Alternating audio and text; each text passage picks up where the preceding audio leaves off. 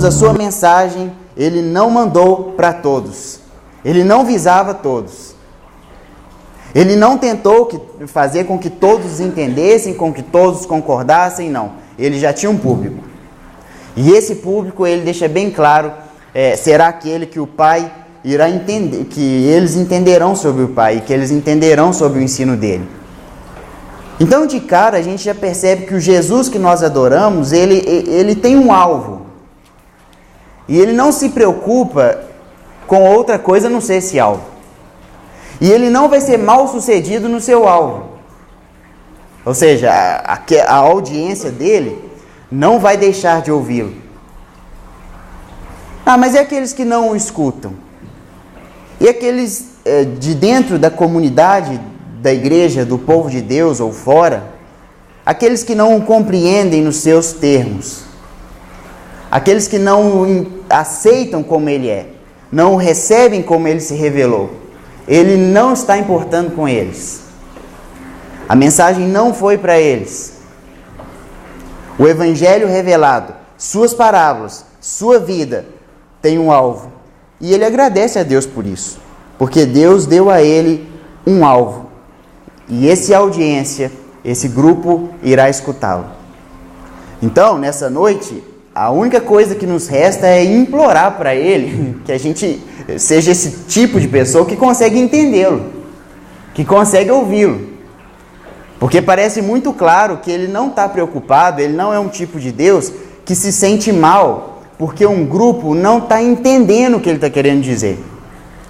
Mas ele é um Deus que sabe muito bem, assim como outra parte ele diz que as ovelhas escutam a voz dele. Isso aqui eu não estou falando nenhuma ideia soterológica ou ensinando nenhum tipo particular. Eu só estou dizendo que algumas partes da Bíblia ele se coloca assim: as ovelhas ouvem minha voz. Então esse Jesus ele já não pode ser controlado. De cara a gente percebe um Deus que não pode ser domesticado. De cara a gente percebe que se existe algum problema de compreensão, esse problema não está com o que ele diz, mas está com a pessoa que recebe, porque ela não está entendendo mesmo e não é o objetivo dele que ela entenda. Então a nossa oração tem que ser de início para que a misericórdia de Deus caia sobre nós e que a gente seja do grupo que consiga compreendê-lo. Não daquele grupo que concebe a ideia intelectual de Deus encarnado, ou aquele grupo que concebe a ideia de autoridade divina que Cristo tem, ou da redenção que Cristo promove, mas aquele grupo que experimenta a voz dele como se ele estivesse em nossa frente, como se ele convivesse conosco, como se ele fosse nosso amigo. Esse tipo de grupo que consegue reconhecer quando Jesus fala, que consegue perceber quando é outra voz e quando é a voz de Cristo, que consegue discernir aquilo que Jesus realmente propõe, revela do que aquilo que taxam sobre ele. Que Deus nos ajude a ser esse tipo de gente, esse tipo de público que consegue ouvir Jesus. Agora, existe um texto, e está lá em João 2, e esse é o nosso texto da noite, que mostra ainda esse Cristo indomável ou não controlado, em uma atuação também um tanto quanto radical. E esse acontecimento ocorreu num dia de Páscoa. O dia de Páscoa é comemorado pelos judeus e João, o Evangelho de João, ele é muito preso às festas, às festividades. Então, o Evangelho de João é dividido entre 4 festas, 4 Páscoas, e os ensinos de Jesus e seus milagres estão ali. Para João é muito importante isso, logo se é importante para ele, é importante para a gente tomar conta disso por conta de entender o livro dele. Páscoa para João era supremamente importante. E a ideia do judeu de Páscoa é a comemoração da salvação de Deus, do seu povo, lá no Egito. E eles acreditavam e reviviam aquele momento anualmente, acreditando que Deus ainda tem poder e que um dia ele iria trazer uma salvação também para o seu povo. A gente vê que o Evangelho de João foi escrito pós-ressurreição. O que nos dá a entender que João ainda dá uma importância maior pela Páscoa, porque ele acredita que a Páscoa já aconteceu no seu momento definitivo, que foi a morte e ressurreição de Cristo. Então, ele faz questão de dizer que na Páscoa, nós temos a grande ânsia do povo judeu, o grande desejo e a grande oração feita por eles respondida. E a gente está hoje comemorando a Páscoa também, no domingo da ressurreição. Por isso é importante o que Jesus fez nessa Páscoa, a gente tentar entender se ele ainda faz na Páscoa de hoje, nesse domingo, nas nossas vidas. Então, versículo 13 do capítulo 2, minha Bíblia tem um pouquinho de diferença, mas dá para acompanhar, diz o seguinte: ao aproximar-se da Páscoa dos judeus, Jesus subiu para Jerusalém e encontrou no pátio do templo os que vendiam bois, ovelhas e pombas, além dos cambistas ali sentados. Fez então um chicote de cordas e expulsou todos do pátio do templo, bem como as ovelhas e os bois, e esparramou o dinheiro dos cambistas e revirou as suas mesas. Então disse aos que vendiam as pombas: tirai essas coisas daqui, não façais da casa de meu pai um mercado. E os seus discípulos lembraram-se do que está escrito: o zelo pela tua casa me consumirá. Então os judeus protestaram, perguntando-lhe: que sinal nos mostra como prova de autoridade para fazer isto? Jesus lhes respondeu: destruí esse santuário e eu o levantarei em 3 dias. Os judeus prosseguiram: esse santuário levou 46 anos para ser edificado, e tu o levantarás em 3 dias? Mas o santuário ao qual ele se referia era o seu corpo. Quando ressuscitou dentre os mortos, seus discípulos se lembraram disso que ele lhe dissera e creram na Escritura e na palavra de Jesus que havia falado. Encontrando-se em Jerusalém para a festa da Páscoa, muitos que viram os sinais que ele fazia creram no seu nome. Mas o próprio Jesus não se confiava a eles, porque conhecia todos e não precisava que lhe dessem testemunho sobre o homem, pois ele bem sabia o que é ser humano. Então a gente tem um texto bem curioso, que não faz jus ao Jesus manso e suave que a gente escuta por aí. Esse Jesus aqui é mais impetuoso. Uma faceta dele curiosa que a gente às vezes perde.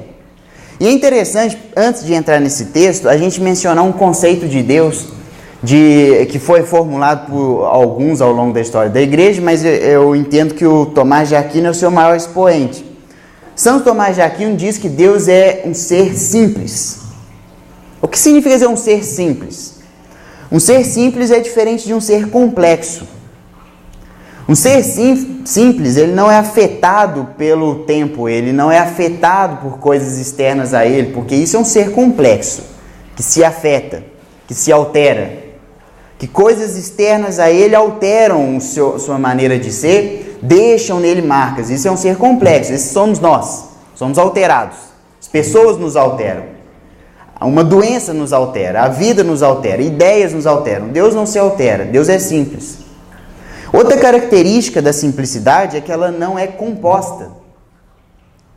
Nós podemos dizer que eu tenho algumas ideias, tenho um caráter, existem algumas características em mim, mas Deus não é composto. Ele não é formado por partes. Ele é um todo. Mas aí você me pergunta, tudo bem, mas e quando a gente vai na Bíblia, a gente percebe que Deus é justo. É justo. Mas Deus também é amoroso e misericordioso e fiel, e enfim. A gente percebe um monte de atributos de Deus e parece que tem uma letra I entre eles. Então isso é composto, você está compondo um ser. Ele é justo e misericordioso.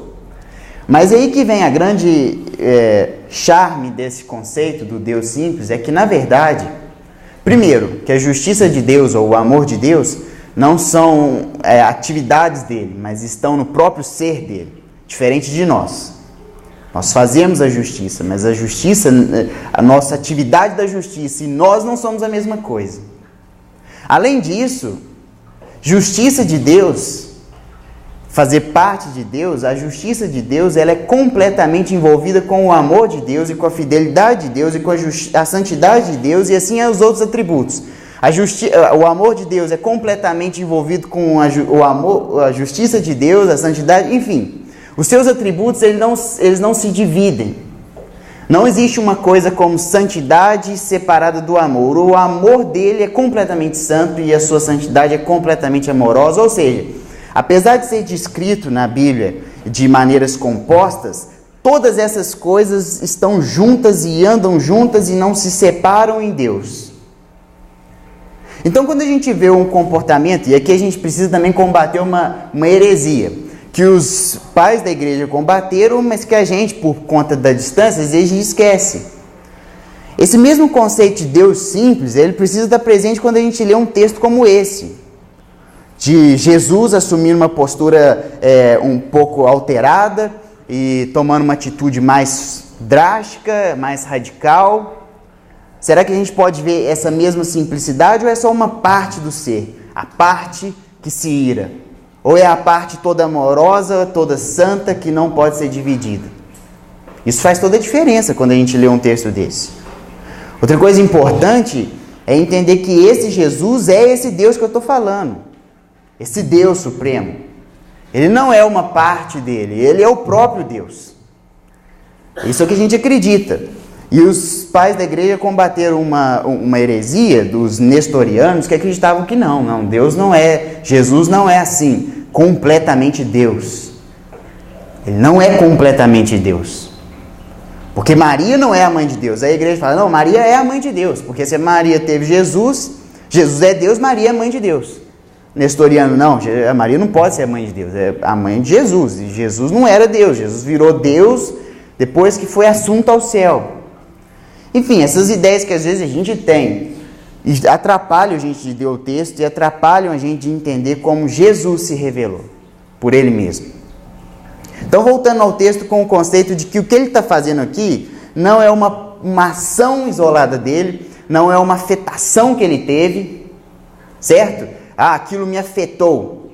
Não, ele é um ser simples, ele não se altera, ele não é complexo, ele não é afetado.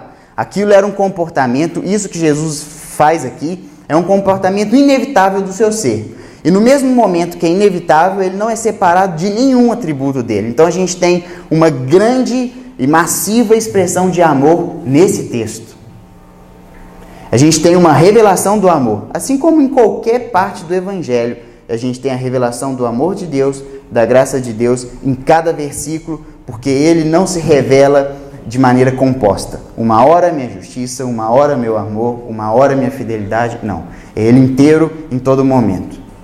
Então vamos ver os versículos e aqui a gente vai expor um pouco os detalhes dele. No versículo 14, Jesus encontrou no pátio do templo os que vendiam bois, pombos e ovelhas. Isso aqui a gente tem que entender, tentar imaginar a cena. Esse templo era o templo de Herodes e foi construído em cima de um morro. Era um templo imenso. E tinha o templo, a parte do templo que era para os gentios, uma parte mais externa. E é dessa parte, o pátio, que ele está se referindo. E nesse pátio, ele não foi concebido com esse propósito, mas existia todo um mercado ali. As pessoas vendiam animais para fazer o sacrifício e também tinham aqueles cambistas, os responsáveis por trocar moedas, porque as moedas que eram aceitas no templo eram moedas judaicas de um metal mais refinado.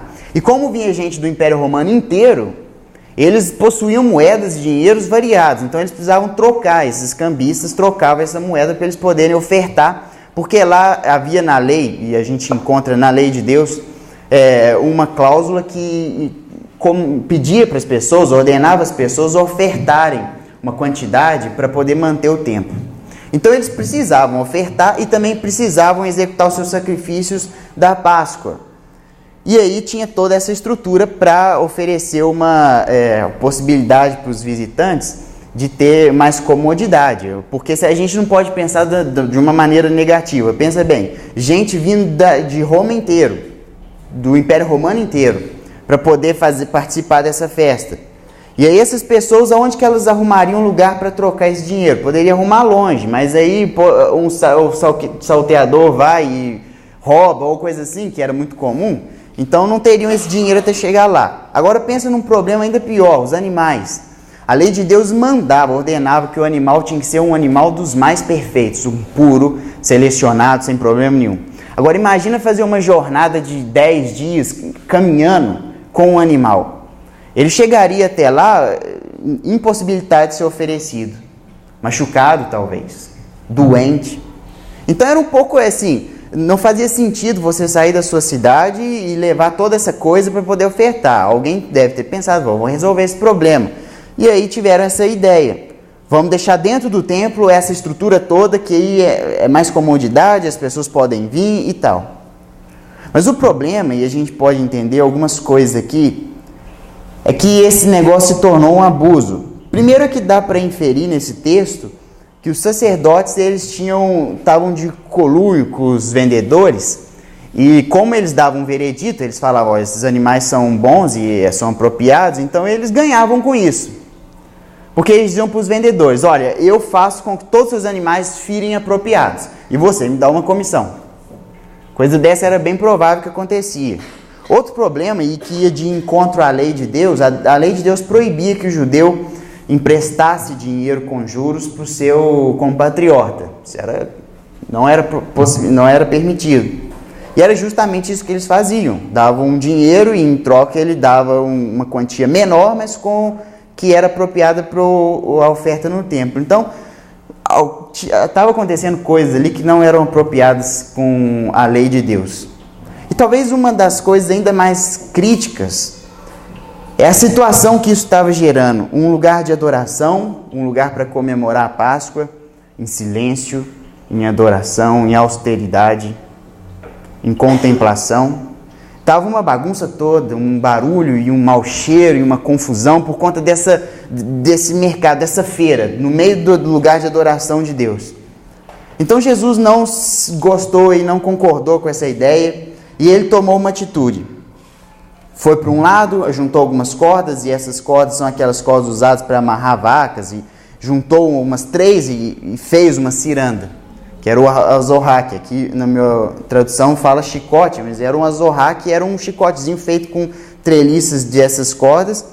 E aí ele começou a fazer essa bagunça toda. Ele foi por todo lugar, expulsando os animais, abrindo e soltando e batendo neles para eles poderem sair, soltando as pombinhas das grades, enfim, e soltando as mesas dos cobradores para cima, fazendo aquela bagunça toda.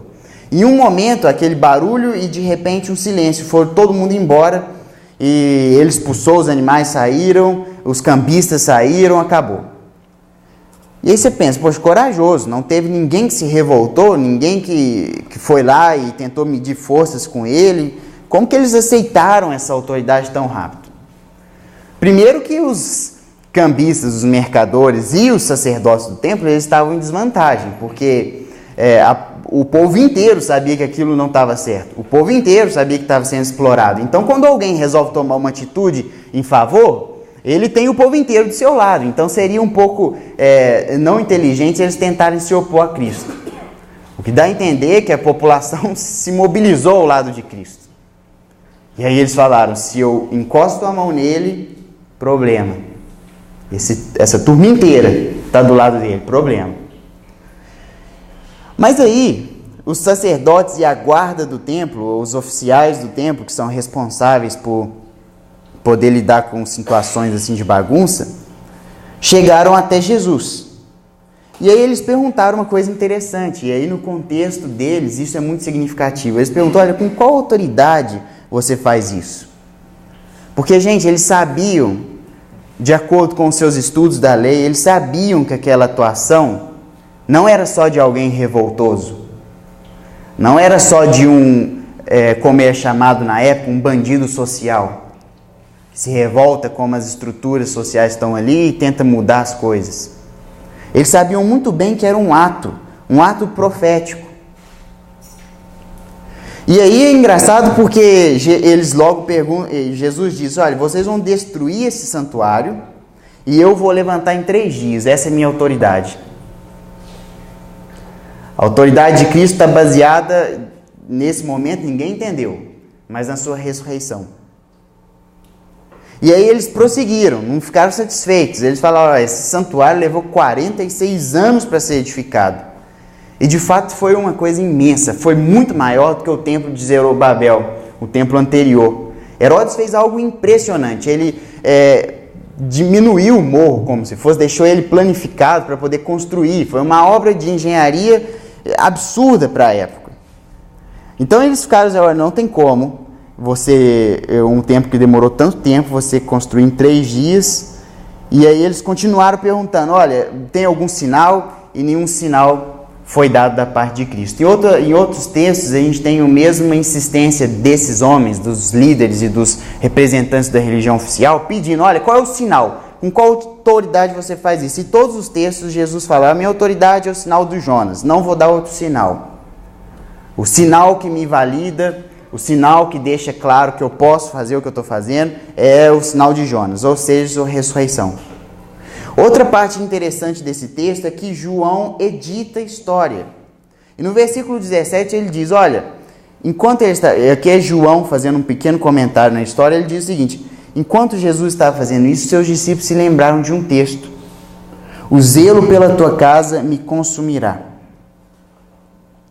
É interessante que é um texto que é o Salmo 69, e é um texto que trata sobre o salmista um pouco chateado, um pouco angustiado, por conta que ninguém respeitava a casa de Deus.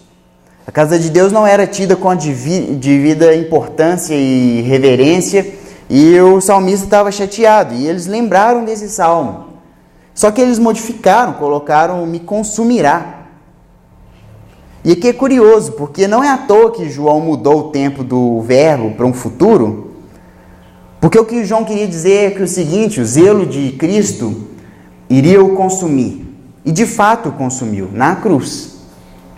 Esse zelo demonstrado aqui nessa história foi tão intenso que levou a Cristo a um madeiro. Isso consumiu. Muito bem. Mas e Jesus então, depois de ter feito todas essas coisas, e a gente percebe não uma atitude descabida, ou a gente percebe uma atitude de revolta bem sóbria. Não tem aqui registro de ataque físico a ninguém, ou ataque físico ao próprio Cristo. Então parece que a coisa se resolveu porque as autoridades entenderam que aquilo era um ato profético, só não sabiam com qual autoridade ele fazia isso. Reconheceram que aquilo que elas estavam fazendo não estava legal, e se um profeta de Deus de verdade chegasse ali, ele iria fazer isso mesmo. E a população também validou aquilo que ele fez, então a situação se resolveu. Mas daí a gente tem alguma coisa interessante sobre isso. Primeiro é entender se esta atitude de Cristo é uma atitude que ele ainda tem. Se essa revolução, se essa limpeza, se essa atitude radical de Cristo, ele ainda assume. E eu creio que sim. Mas se ele assume isso, a gente precisa perguntar o que é o templo de Deus. O que é a casa de Deus? E para isso eu vou ler 2 textos aqui que são profecias que indicam esse momento. Uma está em Zacarias, capítulo 14, versículo 21, que diz o seguinte, eu vou ler rapidamente. Todas as panelas em Jerusalém e Judá serão consagradas ao Senhor dos Exércitos. Todos os que vierem a sacrificar, as pegarão e a cozinharão nelas. Naquele dia não haverá mais comerciante no templo do Senhor. Uma promessa, uma profecia sobre a atitude do Messias e a atitude do momento quando ele vem. Agora existe outro texto, em Malaquias capítulo 3, que diz o seguinte, enviarei o meu mensageiro, que preparará o caminho diante de mim. E de repente o Senhor a quem buscais, o mensageiro da aliança, a quem desejais, virá ao seu templo. Agora, quando ele virá ao seu templo, o que vai acontecer? Isso é Malaquias. Ele vem, diz o Senhor dos Exércitos. Mas quem suportará o dia da sua vinda? Quem permanecerá de pé quando ele aparecer? Pois ele será como fogo de ourives e como sabão de lavandeiro. Ele se assentará como refinador, purificador da prata. Purificará os levitas e os refinará com ouro e com a prata, até que levem ao Senhor ofertas com justiça. Então a gente tem 2 promessas de um momento em que aquele mensageiro de Deus, o seu Messias, o seu enviado, iria até o templo. Mas quando ele chegasse no templo, ia acontecer exatamente como aconteceu no capítulo de João. Ele iria limpar a casa, ajeitar a casa, resolver esses problemas e deixar os seus adoradores, os levitas, refinados, prontos para adoração. Muito bem, eu acredito que tanto essa profecia que se cumpriu em João capítulo 2, quanto o próprio exercício de Cristo, eles ainda são muito reais hoje. Eles podem ser apropriados hoje, eles podem ser aplicados hoje. Mas nos resta saber se essa é a maneira como Jesus se comporta diante da casa de Deus, o templo de Deus. Nos resta saber o que seria o templo de Deus hoje. Será que são as igrejas? Porque se for a igreja, essa mensagem aqui está para aqueles escândalos todos que a gente vê. Aquela coisa de transformar a igreja num verdadeiro mercado. E vender, e aproveitar o ambiente para vender, para ganhar dinheiro, para lucrar. Mas o templo de Deus não é a igreja, as denominações. O templo de Deus, então, não é o ambiente. Então, o que seria o templo de Deus? Jesus Cristo deixa nesse texto claro que era o templo de Deus para ele, seu próprio corpo. Tanto que ele diz, eu vou destruir esse templo e em 3 dias eu vou trazê-lo de volta. Na verdade, vão destruir esse templo e em 3 dias eu vou trazer de volta.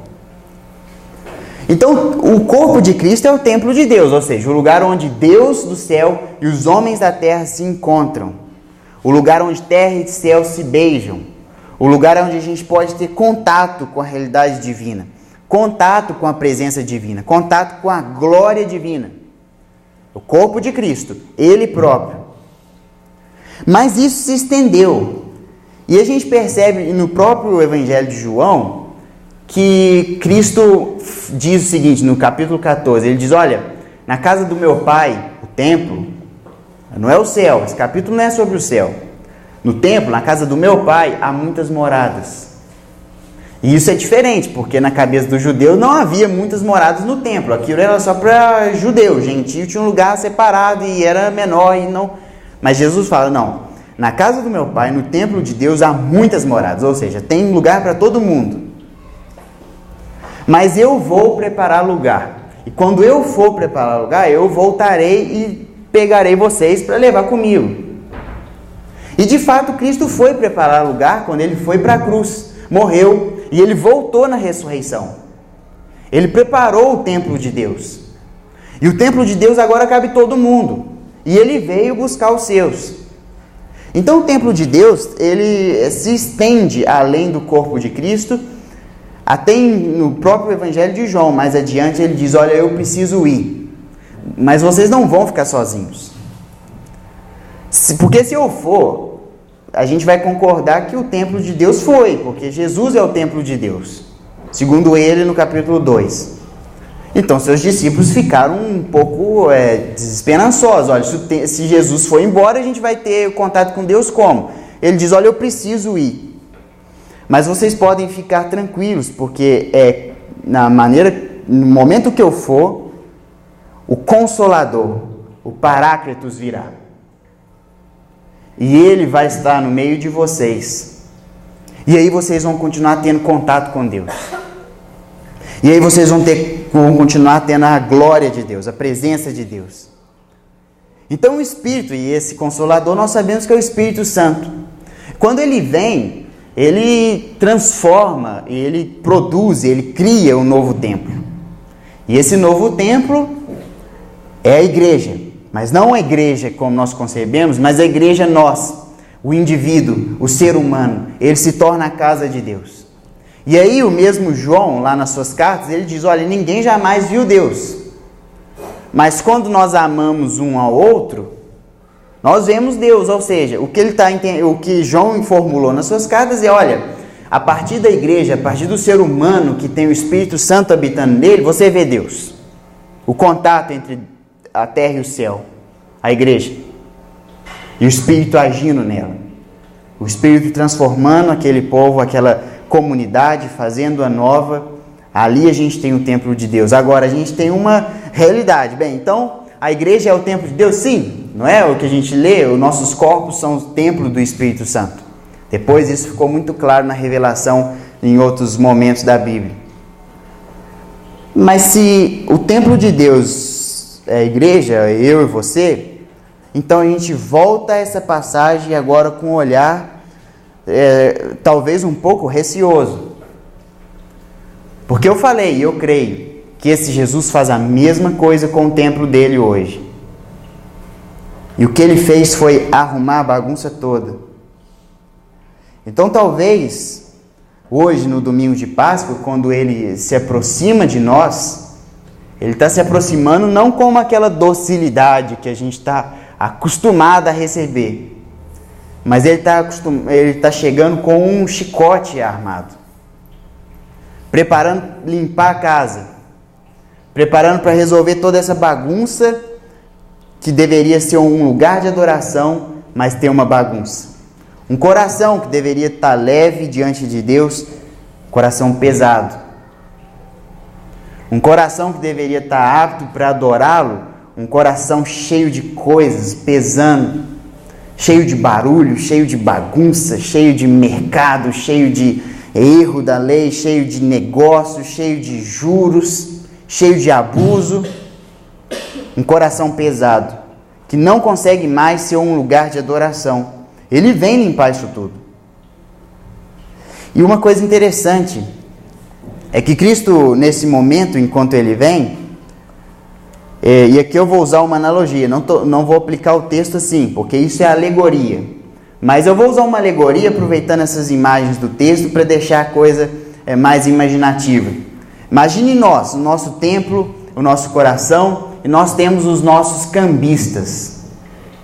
Porque Deus fala com a gente a partir da nossa oferta a Deus é as nossas moedas. Só elas valem. Então nós temos moedas específicas. Cristo vem, a adoração de Cristo vem, mas ela não pode dar seguimento se for com aquelas moedas dela, variadas. Ela precisa ter a moeda específica do nosso coração. A única moeda que nós aceitamos. Nós não aceitamos Cristo como ele se apresenta. Nós aceitamos Cristo como nós desejamos que ele seja. Nós temos um próprio dinheiro, nós temos uma própria moeda específica e só com ela que a gente aceita a adoração. A outra não. A oferta a Deus só pode ser feita com ela. O conceito de Cristo nosso é esse. Se nós tivermos interesse de adorar, nós precisamos primeiro passar tudo que ouvimos, tudo que aprendemos, as mensagens do Lizardo, uma música, uma outra pregação, uma conversa, seja lá o que for, uma leitura bíblica, elas precisam ser trocadas pela moedinha. Porque só quando nós trocamos a gente faz a oferta. Aquilo que está comum ali no nosso coração. Aquilo que nós acostumamos. Não um confronto que sempre acontece quando nós estamos diante de Cristo. Não, confronto não. O nosso Cristo que nós já estamos acostumados. Quer ofertar? Eu quero adorar? Sim. Mas eu tenho a minha moeda. Eu não utilizo as moedas variadas que aparecem. Só a minha. Eu troco elas todas por ela. Mas a gente também tem dentro do nosso coração e dentro da nossa vida de adoração, nós temos os nossos mercadores. E a gente vende esses animais, não importa se eles são correspondentes com aquilo que Deus espera de nós.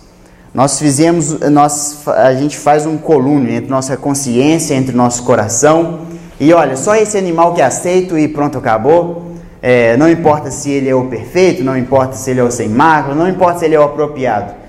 Se a minha consciência me autoriza a usá-lo e ela é a minha autoridade, então eu vou usá-lo. Essa é a minha mercadoria. Então, para eu adorar Cristo, para eu viver uma vida com Ele, eu vou até nesse templo e compro esses animais. E utilizo deles. Afinal de contas, é mais fácil. Para que eu vou alterar a minha consciência? Para que eu vou me abrir à confrontação e ao arrependimento proposto pelo Evangelho, se eu posso usar aqui, os que estão aqui?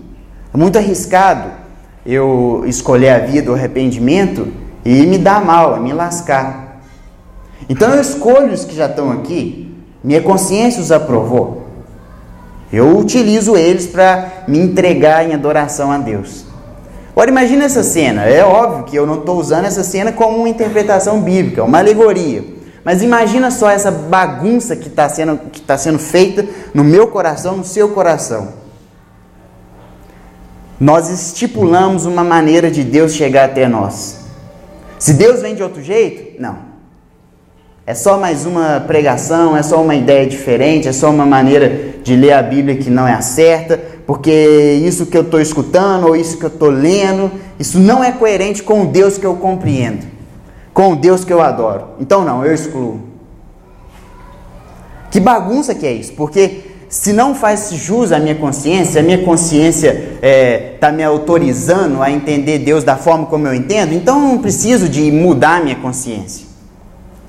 É engraçado que Paulo diz, né? Nem se a minha consciência me validasse, eu daria confiança a ela, porque é Deus que importa.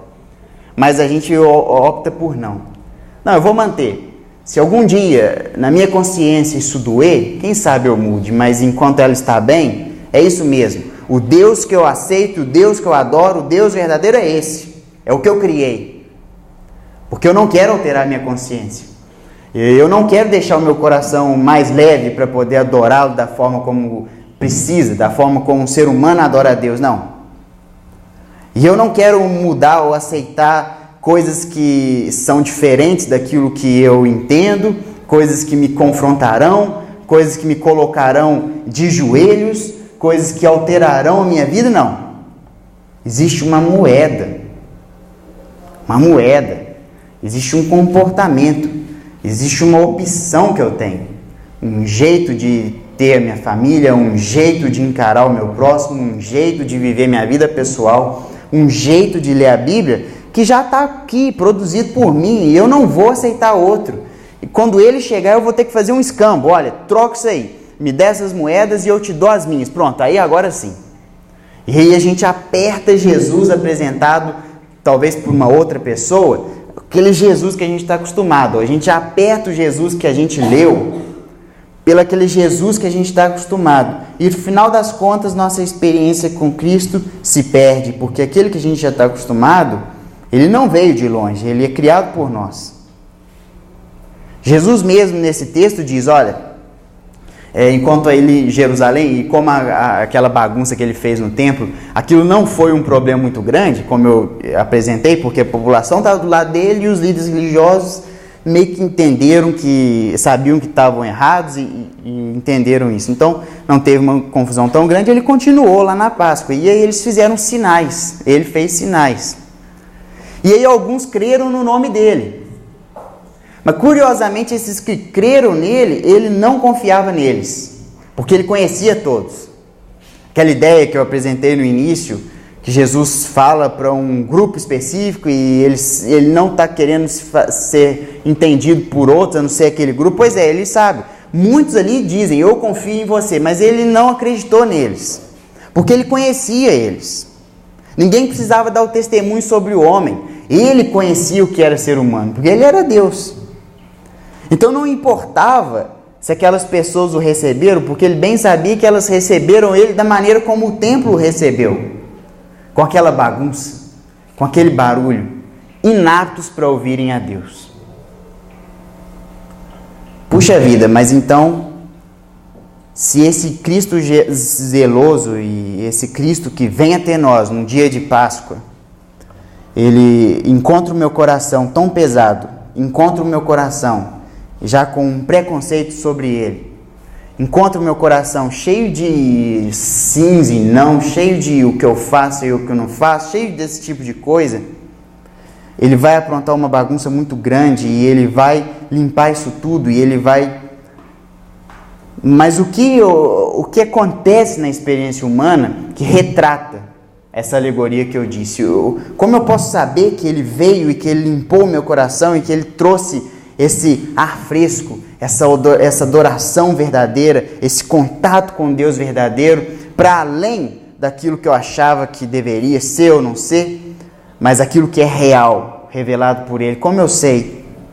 Bem, Jesus propõe no início da sua pregação, porque aqui é o início do seu ministério. A gente tem o casamento, não foi o início do ministério dele, lá em Caná, e ainda nesse capítulo a gente tem o início do ministério dele. O início do ministério dele foi limpar a casa. Escolheu assim. João trouxe a coisa dessa forma.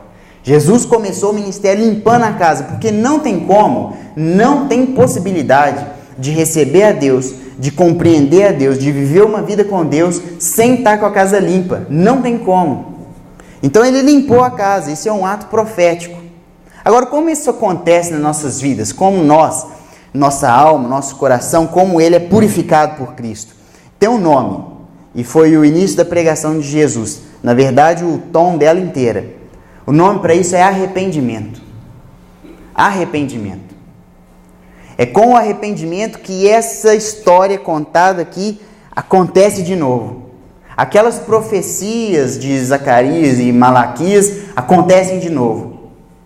Porque é no momento que nós nos arrependemos que Cristo vem e limpa e arruma a bagunça. E na verdade, eu falei, mas parece que nós precisamos de arrepender como se fosse uma coisa só nossa e tal, mas na verdade ele vem com tudo e nos faz arrepender e nos constrange a arrepender, e nós nos arrependemos e ele arruma toda a bagunça. Então o arrependimento é o nome para essa realidade na nossa vida. Tertuliano, que foi um pai da igreja, ele disse o seguinte: olha, a vida cristã, ela é uma aprendizagem, ele usava esse termo, a pedagogia do arrependimento. Ser cristão é se arrepender, é aprender a se arrepender. Porque de início nós nos arrependemos de coisas que nós temos a plena consciência de que são erradas. E aí depois nós precisamos continuar nessa escola do arrependimento para aprender a arrepender de coisas que nossa consciência já se acostumou. E aí nós precisamos continuar na escola do arrependimento para aprender a arrepender de coisas que são ditas por outros e nós já temos uma defesa inteira pronta. A Bíblia é apresentada. Uma coisa inapropriada é apresentada. Uma bagunça no templo de Deus é apresentada. Mas nós já temos uma defesa impecável. Impecável. E nós já temos acusações a serem feitas. Nós já temos uma série de frases e proposições a serem feitas para nos defender. Eu não preciso me arrepender. Isso é bobeira. Isso não faz sentido. Isso é uma leitura da Bíblia errada. Isso é uma coisa... Não, isso é bobo. A gente já tem tudo isso preparado. Mas é aí que a vida cristã precisa aumentar um passo além para alcançar aquilo que nossa consciência já acostumou. E nós nos arrependemos. E aí a gente precisa aprender mais um pouco, além da tomar o entendimento que a nossa consciência ela não é e nunca foi um árbitro confiável. Quando nós passamos isso, porque o primeiro estágio é se arrepender de coisas que para nós consideramos erradas. São erradas. Eu sei, mas eu faço. Mas eu sei que é errado, não queria fazer, me arrependo. Outra coisa é a gente conseguir burlar essa etapa da consciência. Não, mesmo minha consciência não me acusando, a revelação divina, que é o ato principal, porque o que eu penso sobre mim não tem menor valor diante do que a revelação diz o que eu sou. O que a palavra de Deus, o que é o Cristo encarnado, o que Ele nos diz que nós somos, isso que é a verdade, não o que eu penso que eu sou. E aí quando nós atravessamos a consciência, a gente precisa atingir um nível ainda maior. Um nível onde nossos monstros, nossos dragões internos, eles conseguem fazer com que a própria Bíblia seja um instrumento para não arrepender. Que a própria Bíblia seja um instrumento para usar. Que a própria viver cristão, que o próprio comportamento cristão nos é uma arma para nos proteger contra as investidas de Cristo. E é aí que eu introduzo a vocês um dos meus companheiros das férias, o maior, que fez uma profunda mudança na maneira como eu enxergo as coisas e graças a Deus por ele usar o seu servo. O nome dele é Kierkegaard, Søren Kierkegaard. Ele era um filósofo cristão impressionante, mas eu nunca tinha lido ele de maneira apropriada, sempre com a ideia da academia e tal, mas nunca com a leitura eu e ele sozinhos. Mas ele me apresentou o absurdo, ele me apresentou o Cristo. E a maneira como ele fez isso foi dramática, porque ele introduz uma ideia do homem, o cavaleiro da fé. Ele é diferente dos outros. Ele não é o cavaleiro que vive a partir, ele não é o ser humano que vive a partir das coisas que ele entende como bonitas ou feias, das coisas como ele entende consoladoras ou não consoladoras, mas ele também não é o cara que vive a partir apenas da moralidade legada pelos seus pela história da humanidade, pelos seus antepassados. Ele não vive a vida crente apenas nessa moralidade, aquilo que foi passado para ele, que é o que ele precisa viver, o que ele não precisa. Ele vai além. Ele não é um herói. Porque o herói na antiguidade greco-romana era aquele cara que fazia coisas que aparentemente estavam indo contra a moralidade geral. Por exemplo, matar alguém ou matar uma pessoa querida. Mas que, no entanto, ele reafirmava a moralidade geral, porque era matando aquela pessoa que ele salvava todo o povo. Então esse herói que a gente vê na literatura grega, ele não é esse herói que encontra a razão da vida dele na comunidade que ele vive. Que a comunidade dele o admira, o reconhece, porque ele foi o exemplo máximo daquilo que é o ideal dito por eles.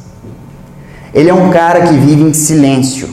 Ele é Abraão, que leva o seu filho para ser sacrificado no monte. Aquilo não vai dar aquilo não é em prol do povo dele, aquilo não vai salvar o povo dele, aquilo não vai dar algo a mais, ou um livramento grande, aquilo não vai fazer nada disso, aquilo não tem explicação, aquilo não tem como ele dizer para alguém: olha, eu estou indo, vou matar o meu filho, que foi uma resposta da minha fé ao Deus verdadeiro, vou sacrificá-lo porque ele pediu, mas olha, existem razões por causa disso, e as razões são essa, veja bem, faz sentido eu fazer isso. Não. Ele é silêncio, porque não existe como argumentar aquilo. Ele não é um tipo de cara que vai ser aceito ou absolvido naquilo que ele fizer. E quando ele voltar, a comunidade dele não vai fazer assim: puxa vida, cara, você é um exemplo que você fez. Então não existe motivos para ele fazer o que ele faz, a não ser o absurdo. Não existe, a consciência dele não o levaria a fazer isso. Aquilo que ele concebe como certo e errado, aquilo que não levaria a isso. Mas só uma coisa levaria ele a fazer isso: o absurdo, o Cristo. E quando ele teve contato com ele, nada mais fez a vida dele o rumo que teve, a não ser o próprio Cristo. Então é esse nível de arrependimento o maior que a gente precisa buscar. Aquele arrependimento que é o contato meu e Jesus, meu e o Cristo verdadeiro, eu e ele, em um momento em que não existe explicações, não existe consciência, não existe uma tradição por trás que ratifica aquilo. Não, eu e ele. E eu volto arrependido de coisas que eu jamais imaginaria que precisava me arrepender. Agora, entende que é uma mensagem que para ser pregada é muito difícil, porque nem eu mesmo dou conta de todas as coisas que estão dentro do meu armário que eu preciso arrepender. Na verdade, pouquíssimas delas. É uma vida inteira de aprendizado e de arrependimento, e nem assim será suficiente. Mas esse é o tom da vida que precisamos levar. Porque esse é o tom da vida que Jesus se compromete a viver junto com nós. Porque ele não começou o seu evangelho de outra forma. Ele começou o seu evangelho arrumando a casa. Então não espere de Cristo algo além de uma constante obrigação, uma constante interpolação para que você se arrependa. Não espere de Cristo alguém que vai deixar você viver da maneira como você sempre viveu. Não espere dele. Por isso que ele não fala para todo mundo. Por isso que a mensagem dele tem um grupo. Porque não é todo mundo que vai viver assim, não é. Não é todo mundo que vai andar na escola do arrependimento. Tem gente que vai abraçar aquilo que o Bonhoeffer diz da graça barata. Uma graça sem arrependimento. Uma graça que só exalta as coisas e as poesias que existem em torno da Bíblia, mas não combate o grande mal que existe no coração humano. Então essa graça barata, alguns vão se abraçar a ela, outros vão se abraçar a legalismos e outras coisas, mas alguns vão abraçar a vida de arrependimento.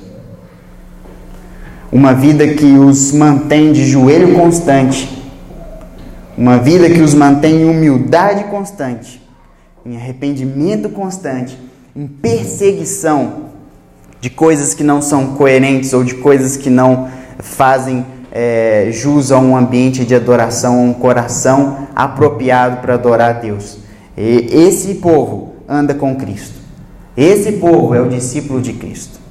São os discípulos dele. Os que aprenderam a se arrepender, os que estão aprendendo a se arrepender em níveis cada vez maiores. Até chegar o momento que esses homens e mulheres estarão diante do absurdo, aquilo que a Bíblia chama de servos de Deus. Aqueles que Deus lega o sofrimento. Por mais incoerente que isso aparentemente pareça ser, aqueles que têm da parte de Deus o sofrimento, uma carga muito grande. E aí a gente tem esses homens, na escola do arrependimento, são mestres e nos ensinam a viver uma vida que não se apoia em nada mais a não ser Jesus Cristo. Porque é nessa vida de apoio incondicional a Cristo que é possível a gente reconhecer que está errado. Porque o nosso orgulho, não subestime, ele é tão grande, ele é tão imenso, que na maior parte do tempo nós criamos e desenvolvemos artimanhas e defesas contra o Cristo. Mas ele está aqui. Sempre quando ele chegar no templo, vai ser para arrumar a bagunça. Enquanto esse barulho tiver, pode ter certeza, Jesus não está no templo, porque quando ele chegar, o silêncio, o sossego, o lugar e a maneira apropriada vão estar presentes. Então que Deus nos ajude nessa escola do arrependimento, aceitar a Cristo como Ele é e caminhar com Ele. Eu escolhi essa primeira mensagem porque Jesus Cristo é sem dúvida nenhuma, o que tem de mais fascinante e glorioso. Alguns teólogos dizem que Deus criou o mundo por conta do amor ao seu Filho. Ele queria que o seu Filho se deleitasse, que a glória do seu Filho se manifestasse por todo lado. Então Deus criou o mundo. Alguns teólogos vão além e dizem o seguinte: Deus salvou a humanidade não porque apenas amava a humanidade, mas porque amava o seu Filho e queria que a glória dele não só estivesse presente na criação, mas também se estivesse presente na redenção humana. Uma faceta da glória de Cristo a mais, que jamais seria percebida se não houvesse redenção. Então esse Jesus, que sem dúvida é o que tem de mais impressionante e o que arrebata o coração humano, o que nós ansiamos e às vezes nem sabemos, a resposta para todos os nossos anseios e angústias, esse Jesus, ele decide andar conosco. Mas ele decide andar assim. Ele decide andar nos fazendo arrepender, para que a gente possa enxergá-lo como ele é. Porque um coração pesado não consegue ver toda a sua glória. Então que Deus nos ajude a caminhar com Cristo nessas próximas mensagens, nesses próximos encontros, onde grandes coisas de Jesus vão ser ditas, que Ele nos ajude a ouvi-las todas elas, mas reconhecer esse Deus simples e não composto. Em todas elas a gente buscar o arrependimento. Não importa qual for o tema, que Ele me ajude a me arrepender, para poder compreender Jesus dessa forma melhor, mais gloriosa, mais plena. E eu tenho absoluta certeza que essa oração será atendida, porque é o que Ele promete, que se a gente pedir, nos será dado. Amém?